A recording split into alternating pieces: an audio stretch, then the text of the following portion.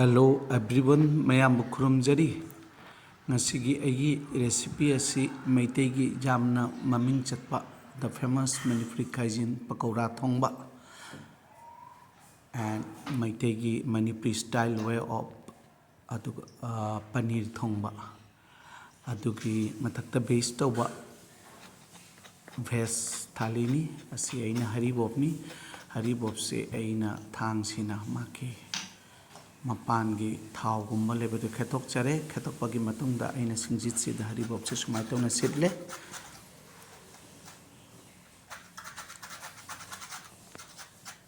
This is a very famous recipe of Manipuri.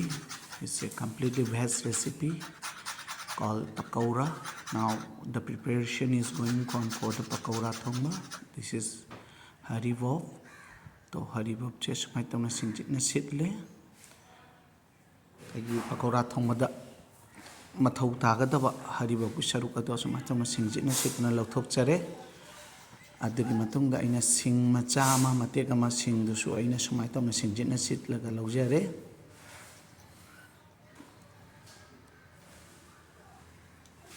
horen pakora gi beson preparation matamatu dojik sitliba saruk asi haribop amasung sing gi saruk asi hapsagani asomda ina laidi basina paneer ki recipe ni ase kom no chage ado pakora ki recipe as well as paneer ki recipe animakta in both the recipe the maro ina copy is required. The paneer as well I will prepare in Manipuri style. Asna morok se khaibok tawna kaktana thamjare ina morok atekpa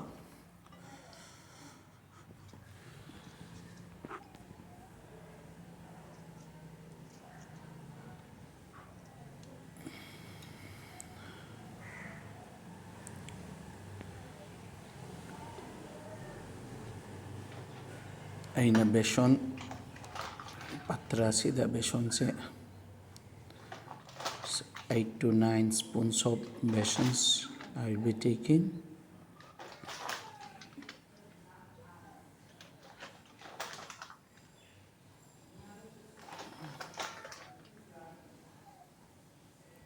Pakora ki bora se kaimai tawdana prepare tawni.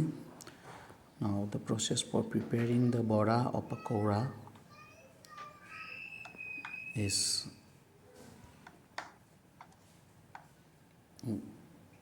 going on. Here salt as per the taste, jeera powder, jeera and 4-5 mixtures of jeera, gamuri, ramdhuni and those things adusing apun bagi mixture dune ina hapsagi bajo and aigi maroi se mathangi video dai upload tawjarakke kari maroi no. So here I have already put jeera and I am not providing here red chili powder and turmeric powder also optional ni turmeric powder haptra sujani but garam masala I have provided but I have added turmeric powder a bit. Now this is the baking soda. So baking soda I have provided some part.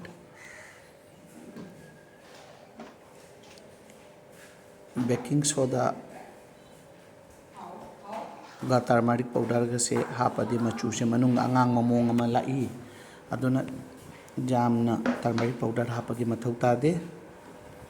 aina sumai tawna ising se hapsare aduga bora gi pakora honaba gi machan sing se puna mai hapsanjare aduga I chamos na phajana totlagani chamachana phajana I marinate tawjari sumai tawdana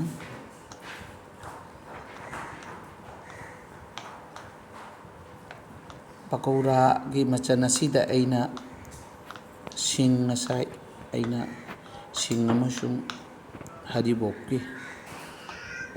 singjita sitkiba adu soina hapsanjagrabani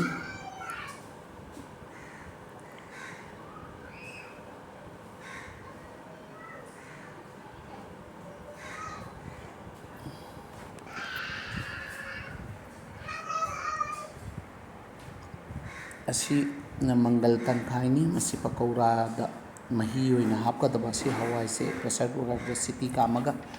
ꯃꯥꯒꯤ ꯃꯍꯤꯗꯣ ꯂꯧꯒꯅꯤ this is ꯈꯖꯤꯛꯇꯪ ꯑꯩꯅ ꯁꯤꯒ ꯒꯔꯝ ꯃꯁꯂꯥ ꯄꯥꯎꯗꯔꯁꯦ ꯈꯔ ꯋꯥꯠꯂꯦꯅ ꯈꯖꯤꯛꯇꯪ ꯍꯥꯞꯆꯔꯦ ꯁꯣꯝꯗ ꯍꯔꯤꯕꯣꯞꯀ ꯁꯣꯝꯗꯅ ꯃꯪꯒꯜ ꯇꯪꯈꯥꯏ ꯐꯨꯠꯄ ꯃꯇꯝꯁꯤꯒ ꯍꯔꯤꯕꯣꯞꯀ ꯁꯤꯡꯒ ꯇꯦꯖꯄꯇꯥ ꯃꯅꯥ ꯑꯃ ꯑꯗꯨꯒ ꯃꯔꯣꯏ ꯅꯥꯀꯨꯞꯄꯤ ꯈꯔ ꯍꯥꯞꯆꯔꯦ ꯃꯆꯨ ꯈꯖꯤꯛꯇꯪ ꯍꯥꯞꯆꯜꯂꯦ ꯍꯥꯞꯆꯜꯂꯒ ꯑꯩꯅ ꯄ꯭रेꯁꯔ ꯀꯨꯀꯔꯗ ꯊꯨꯝ ꯈꯖꯤꯛꯇꯪꯁꯨ ꯍꯥꯞꯆꯜꯂꯦ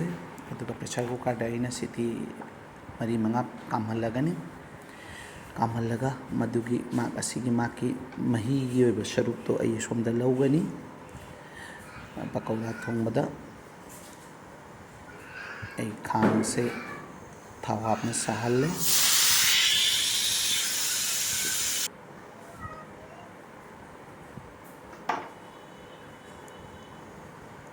ꯄꯀꯧꯔꯥ ꯊꯣꯡꯕꯒꯤ ꯕꯣꯔꯥꯁꯤꯡꯁꯦ ꯍꯧꯔꯒꯅꯤ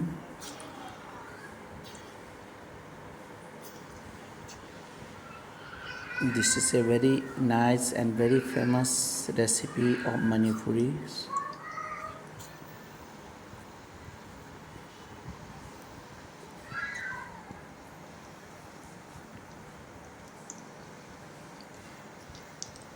This is completely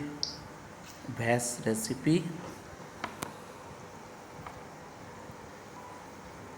Here I am not adding no onion, no garlic. Only I am taking ginger.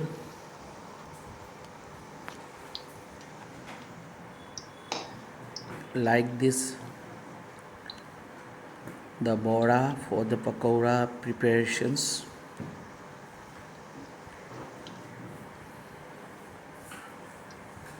Are preparing.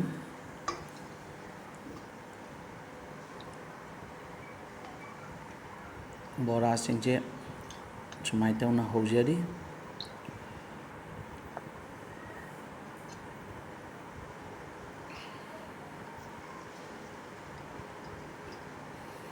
ꯑꯍꯥꯟꯕ ꯕꯦꯠꯁ ꯕꯣꯔꯥ ꯍꯧꯕ ꯂꯣꯏꯖꯔꯦ ꯃꯊꯪꯒꯤ ꯕꯦꯠꯁ ꯕꯣꯔꯥ ꯍꯧꯖꯒꯅꯤ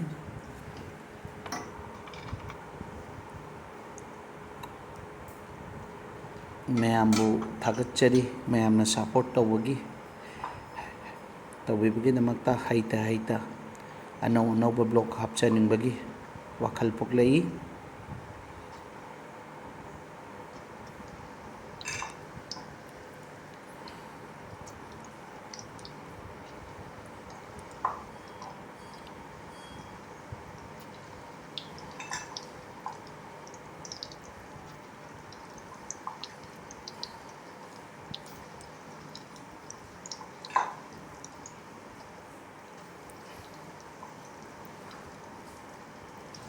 ꯍꯧꯕꯒꯤ ꯕꯦꯠꯁꯀꯤ ꯄꯀꯧꯔꯥꯕꯨꯗꯤ ꯃꯊꯪꯒꯤ ꯄꯀꯧꯔꯥꯁꯤꯅ ꯈꯤꯇꯪ ꯍꯥꯞꯄꯗ ꯃꯑꯣꯡ ꯇꯥꯔꯦ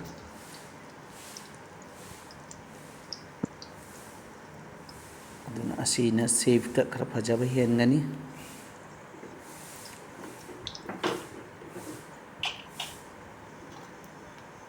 ꯑꯁꯣꯝꯗ ꯄ꯭ꯔꯦꯁꯔ ꯀꯨꯀꯔꯁꯤꯒꯗꯅ ꯑꯩꯅ ꯉꯁꯥꯏꯒꯤ ꯍꯋꯥꯏꯗꯣ ꯃꯪꯒꯜ ꯇꯪꯈꯥꯏꯗꯣ ꯑꯗꯨ ꯑꯩꯅ ꯀꯥꯝꯖꯕꯅꯤ ꯀꯨꯀꯔꯗ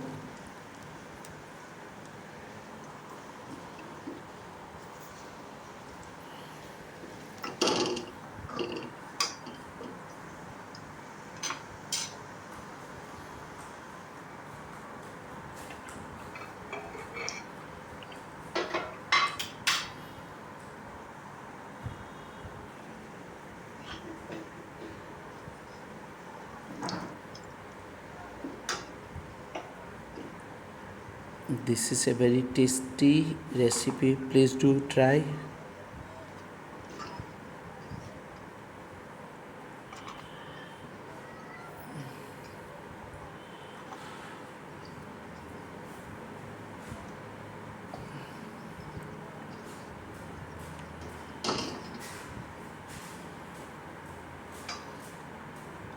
And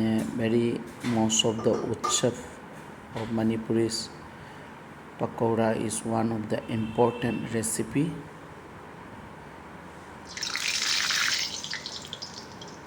ꯑꯩꯅ ꯕꯦ ꯂꯤꯐ ꯍꯥꯞꯄꯦ ꯑꯁꯤꯒ ꯃꯣꯔꯣꯛ ꯑꯀꯪꯕ ꯑꯅꯤꯈꯛ ꯍꯥꯞꯆꯜꯂꯦ एलायची अनीखक एंड पाँचफोरन खजितंग हापचल्ले अजीकी पकौड़ा थोंबगी सोक तौबा मरोइसिंग असीदा तड़का लगाइबा मतमसिदा एंड मोरोक तंखाई खरा हापचल्ले असीजे सिंग मसाई अइने सेमवा सिंग हरिबोका अनीदुनी हरिबोकसु खरा जावरी सिगा हरिबोक जामनरी तो सिंग अइने ngасai सिंजित सिचबा this is maroi nakupi yenam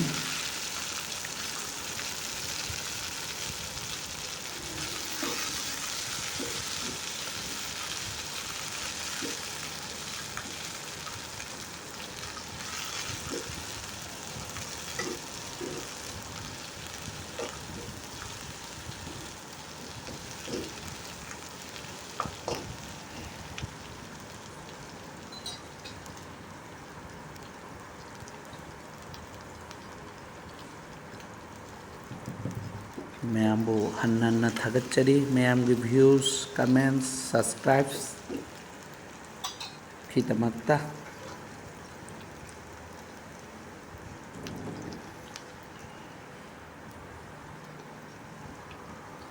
मचू खरा हापचंजरे मोरोक अशुभशु खजितंग हापचल्ले होरेन नायलगा थुम as per the taste asagi hawai mahidugo thum khara hapke banina I will not be adding that much salt out there since hawai झोल लोइना बा हवाई की mahidugo hawai kan kukkada kukkar da adugo hapke banina ase mahi sinduni hapsinjaga mahi mapang singse ai khaidokna thamogani ai nase alu ga अमेटपी होइना मेटचगनी आई लंथोक्चरो मंगल की झोल दो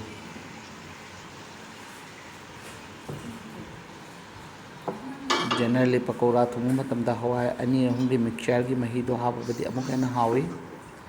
अइना सिदा अमखक्तंग हापचली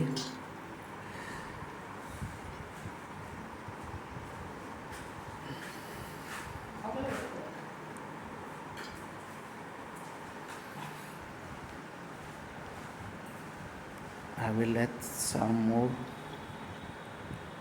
की मही दो इसिंग खरा हापचारगा इसिंग खरा आपसाबा हापचंजरगा कुकर सिगा अइना मही से लौथोरकपनी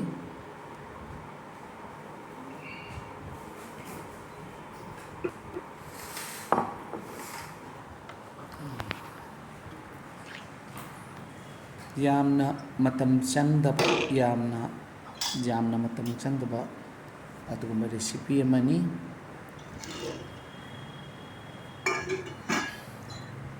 माकी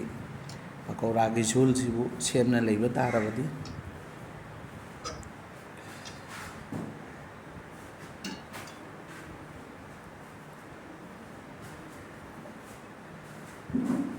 my pakora recipe is almost done now half घी चामच तंखाई अमा लोरमदाई सिगा इना हापचरी सिगा फदीगोम अवा फदीगोम अदुगुम्बा लैरदी हापकदबनी दु लैसी लैतरे हापतरे अदुना मोरोक अतेक्पा खरा हापचरे मोरोक तंखाई मोरोक अतेक्पगी मागी मनम सिसु याम नुंसिबा मनम अमा थोई अरोबा मतमदा हापा मतमदा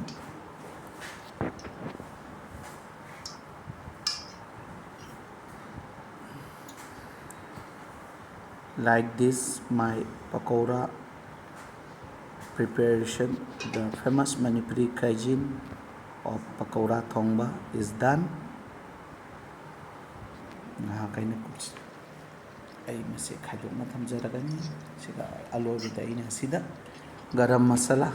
aina semjaba garam masala powder khara hapsare sum jenghaliba sini asida chamosna fajana tawdana चंगीबसे माके मनुंग पकौड़ा सिगी बोरा सिंग मनुंग खजितन जुसी होइबा मही चंगबा अदुनी असुमना पकौड़ा थोंबा लोइसंजरे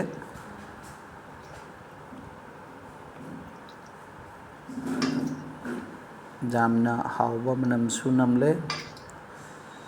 ꯑꯩꯈꯣꯏꯒꯤ ꯎꯠꯁꯕꯇ ꯑꯩꯒꯥꯁꯤꯡꯅ ꯕꯥꯃꯣꯟꯅ ꯑꯩꯒꯥꯁꯤꯡꯅ ꯑꯩꯈꯣꯏ ꯃꯌꯥꯝꯅ ꯊꯣꯡꯕ ꯑꯗꯨꯃꯥꯏꯅ ꯃꯅꯝꯗꯣ ꯑꯣꯏꯔꯦ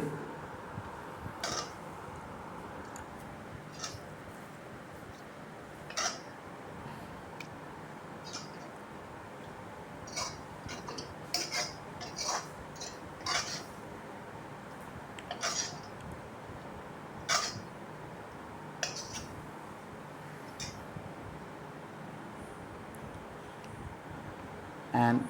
my next recipe is on paneer Manipuri style paneer kanga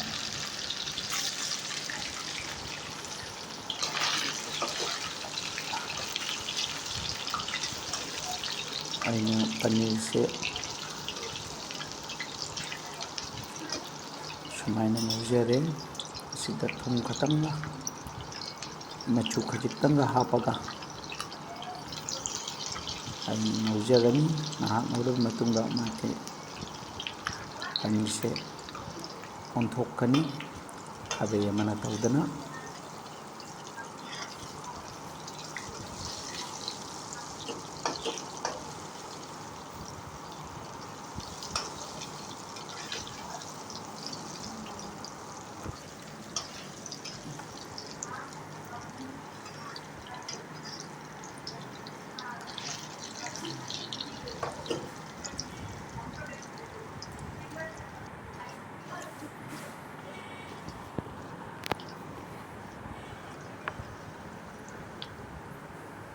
I am very thankful to each and everyone who is supporting my channel,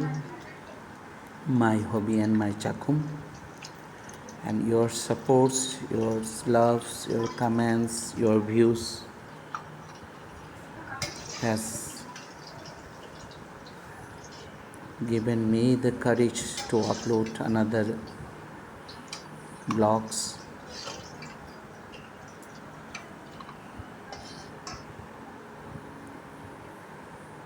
And I am very sorry for the very poor videography.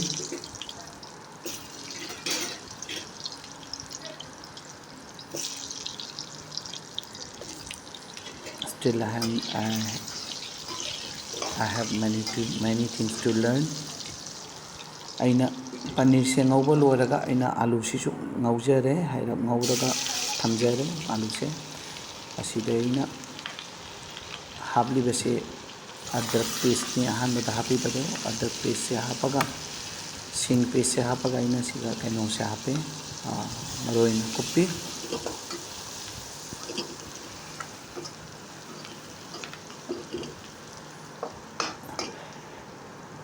ꯑꯩꯈꯣꯏꯒꯤ ꯂꯩꯖꯔꯤꯕ ꯁ꯭ꯇꯥꯏꯜꯗꯨꯒ ꯑꯩꯅ ꯑꯩꯒꯤ ꯈꯖꯤꯛꯇꯪ ꯑꯍꯦꯟꯕ ꯑꯃ ꯑꯅꯤ ꯍꯥꯞꯆꯜꯂꯤ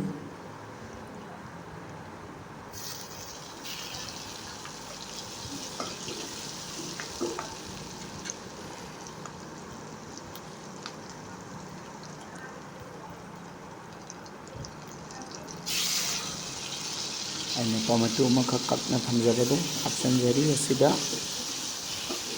ꯄꯨꯟꯅ ꯉꯧꯃꯤꯟꯅꯅꯤ minute 3-4 ꯑꯗꯨ ꯇꯣꯃꯦꯇꯣꯒꯤ ꯃꯥꯒꯤ ꯀच्चापन ꯈꯖꯤꯛꯇꯪ ꯍꯤꯡꯕ ꯃꯅꯝꯗꯣ ꯆꯠꯈꯤꯕꯒꯤ ꯃꯇꯨꯡꯗ ꯑꯩꯅ ꯑꯁꯤꯗ ꯁꯪꯒꯣꯝ ꯑꯐꯝꯕ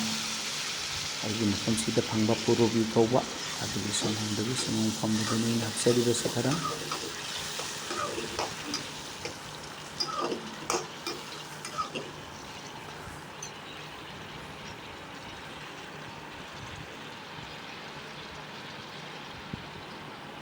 ꯑꯁꯤꯗ ꯑꯩꯅ ꯃꯆꯨ ꯈꯔ ꯍꯥꯞꯆꯔꯦ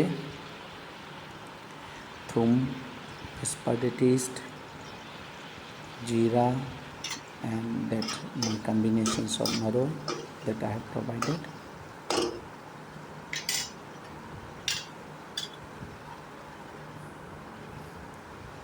aina ngasai fry tawna thamba alu do hapchanjare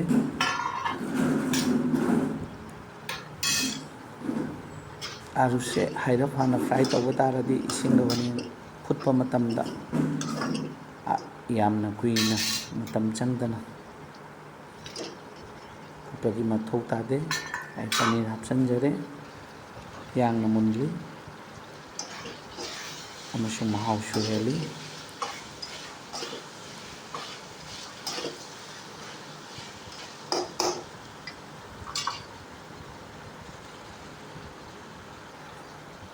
संगोम glass मचा अमा हापसंजरे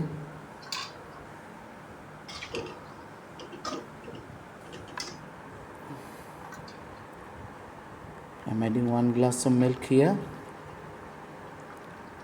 then some hot water.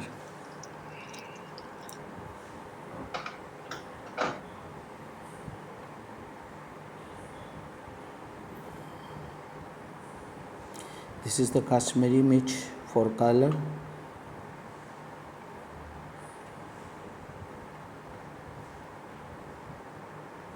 Kashmiri morok se machugidamakta aina add tawjabani.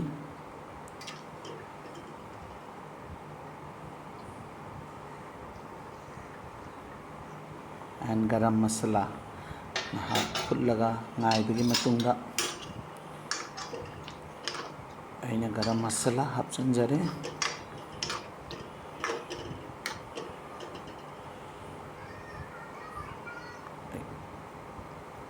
आलू से फजना मुल्ले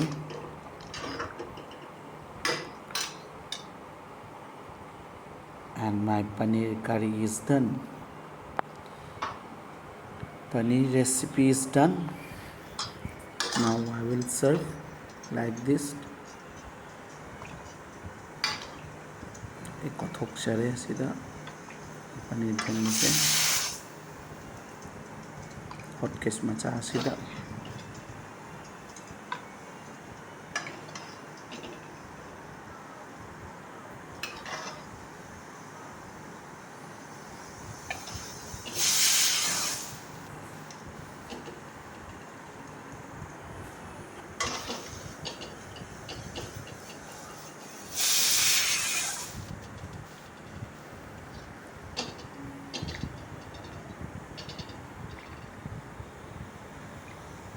अगी पनीर थोंगसिजु जाना हावगे मनम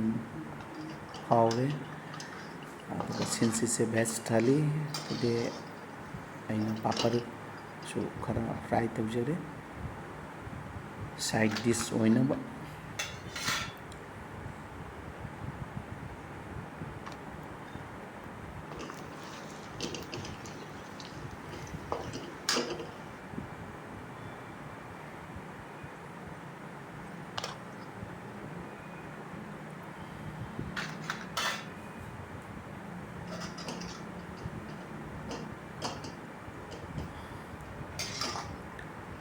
मैम हन्ना थागतचरी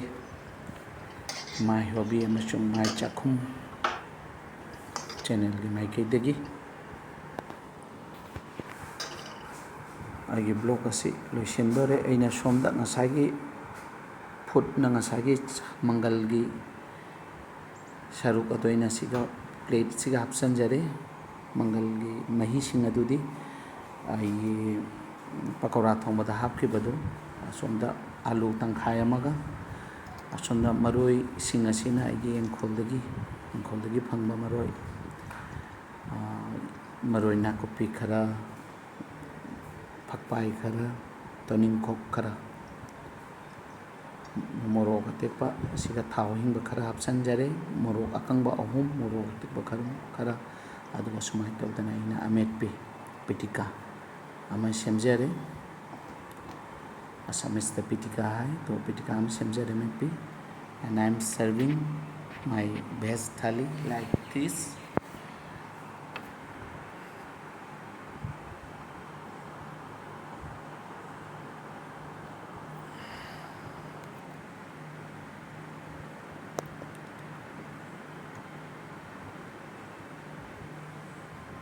Aho bada paneer se tengot macha se laujari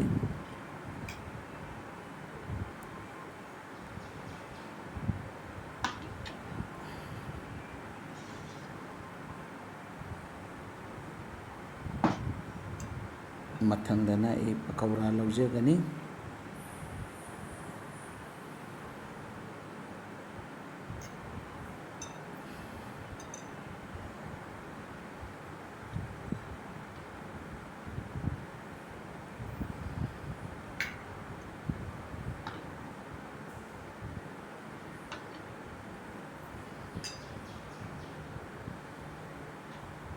ꯑꯍꯨꯝꯁꯨꯕꯗꯅ